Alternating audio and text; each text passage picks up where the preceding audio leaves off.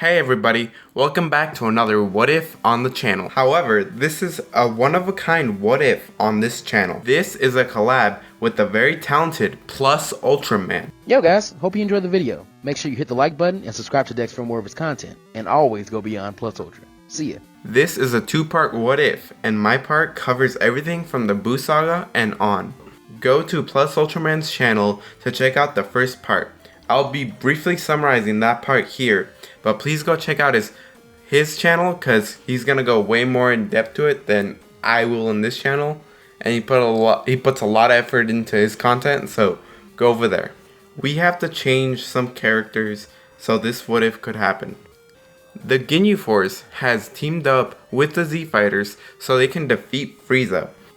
Ginyu ended up taking Vegeta's body for the Cell Saga and the Android Saga. Goku and Gohan went into the time chamber first. Krillin in this time was less affectionate towards 18, which means he kills 18 with the detonator. This allowed Goku to kill Cell when he came out of time chamber, and Vegeta, however, did eventually end up getting his body back. And with Vegeta getting his body back, that means 2 years after the Cell Saga, Trunks is born, so he is 5 by the time the Buu Saga happened. This is where I come in and take over. In the 7-year time skip, there's been a few changes. Goku, Vegeta, and Ginyu have been able to pretty much close the gap in power between them. Both Saiyans have been able to achieve Super Saiyan 2. With Trunks being 2 years younger than Goten, this means the dynamic of their friendship is completely different. Goten is the alpha in the friendship. That means that Trunks isn't very cocky. With Goten being older and stronger, this causes Goten to win the junior division. The next big change is inside Babidi's ship, the order in which they fight. Ginyu fights Pui Pui, Goku fights Yakon, and Vegeta fights Deborah. Ginyu and Goku have no problems with their fights. Vegeta, however, does struggle with Deborah a bit, but ultimately Vegeta gets the kill on Deborah. This means that all that there's left to do is to hunt down Babidi and Buu's egg. From here we go to the Battle of Gods arc. This really stays the same with minor changes to the actual story. During the time, the Ginyu Force had taken Gohan's role of superheroes. When Beerus arrives on Earth, he still asks about the Super Saiyan God, and in this timeline it is Goten and Trunks who bump into him and cause Beerus to get angry. The Ginyu Force would attack Beerus with everybody else. It is possible that Ginyu does try to body change, but I think Beerus would know about this technique. There's not many changes here. There is no Golden Frieza Saga because King Cold was pretty much killed. There's no one to bring him back. The Tournament of Destroyers is also slightly different. The order in which they fight is Goku, Ginyu, Piccolo, Vegeta, and finally Monaka. Goku's fight with both Tamo and Frost pretty much stays the same throughout. When Ginyu fights Frost, he is more willing to go all out. As this guy looks like Frieza, he wants to put him in his place. This would end with a double knockout with Ginyu and Frost punching each other so hard they fly off the ring. The next fight is Piccolo versus Magetta. Piccolo in this fight has a tougher time dodging Magetta's attack, but as Magetta begins to turn up the heat, Piccolo realizes he needs to break the barrier. So he begins to charge up his special beam cannon. When it's finally ready, he fires the beam and pushes Magetta back slightly. Then Piccolo, as Magetta is disoriented, grows to his size and uses his last bit of power to push Magetta off. Piccolo gets the win this time, but he's too tired to continue, so everything from here on out stays the same. During the fight between Hit and Goku, the time skip would give Goldo a slight interest. In the Goku Black arc, we get something a little different. When future Ginyu comes to Earth asking for help, unlike in the original timeline, he doesn't attack Goku.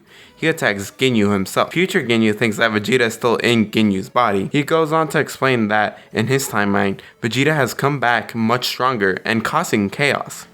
When the Ginyu Doppelganger shows up, he is able to give Super Saiyan 2 Goku a run for his money before he is sent back.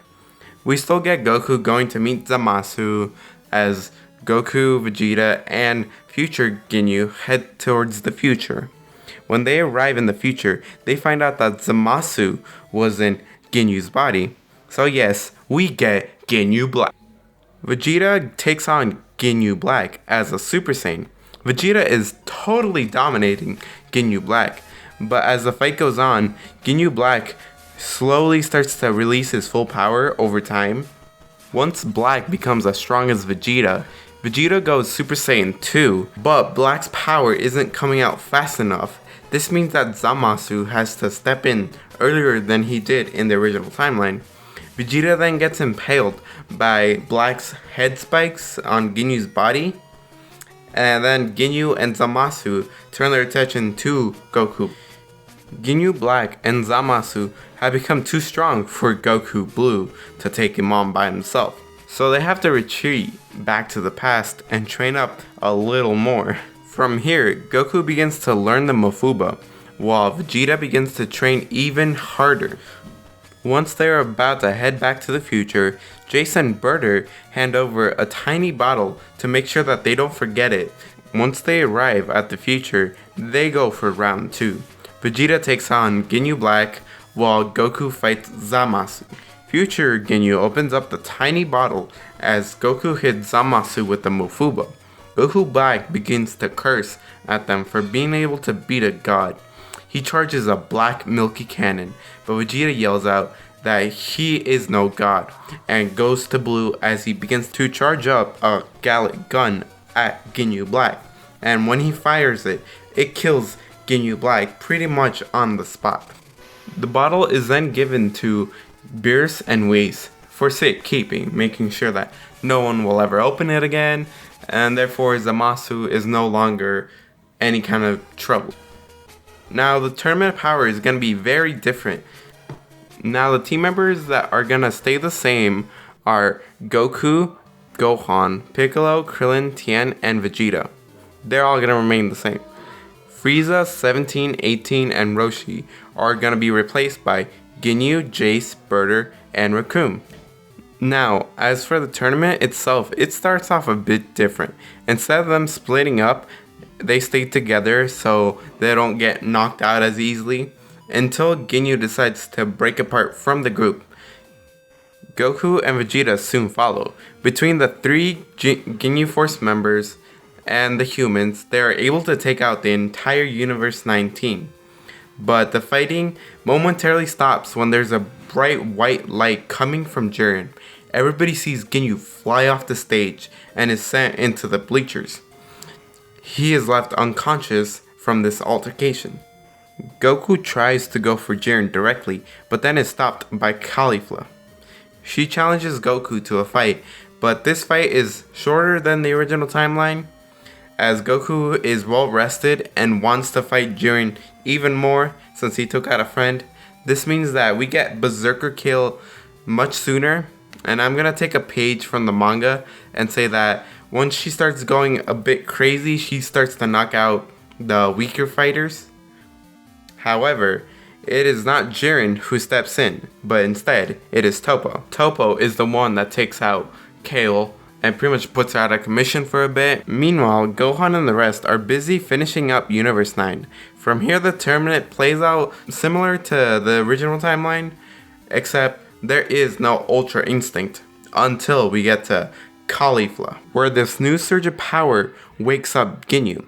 He begins to curse at Jiren and everybody on the stage. Ginyu then gets up and flies over to sit with Universe 11.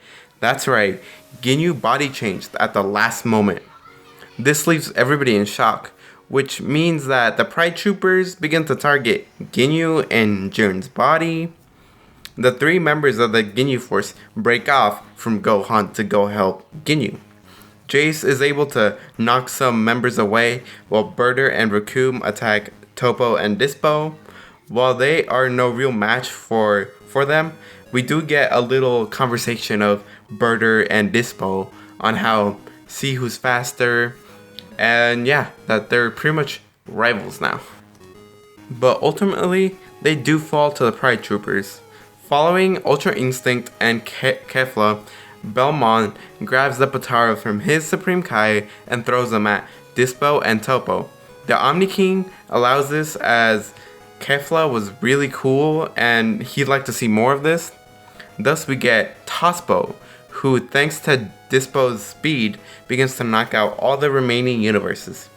The only remaining people are Gohan, Goku, Vegeta, and Ginyu. All four together are evenly matched with Toppo, but he still got one trick up his sleeve, and that is his God form, God of Destruction Toppo. This new form begins to decimate the team, but it takes a Super Saiyan 2 Gohan, Blue Kaioken Goku, a Blue Evolution Vegeta, and a full power Ginyu to best this god, with a final Milky Kamehameha. The Tournament of Power comes to an end. Now, as for the Broly movie, that somewhat plays out the same, except it's Barry Blue who ends up bringing Broly to Earth, and from there on, it really just kind of plays out similarly, except Paragus would most likely actually die due to a stray ki blast, and there is no real change. The Ginyu Force doesn't really factor in much, as no one else except Goku and Vegeta really factored into this movie. And the way, since they don't know the fusion dance, it's the Patara that they have to use. So instead of Gogeta Blue, we get Vegito Blue. Galactic Patrol Arc, it's unfinished, so we cannot really say much about it. Hey guys, I hope you guys enjoyed this What If. It was really interesting to do with Plus UtraMan, so go over to his channel and subscribe, watch his content. He is really good. And yeah, I also want to add this in. During this entire time editing, a Premiere kept crashing, so it kind of got a little lazy at the end, so sorry for that. Anyways, like, comment, and subscribe. Comment down any problems you had with the What If down below. Go to Plus UtraMan's channel, subscribe, watch his content, and yeah, that's all I've got to say. See you later.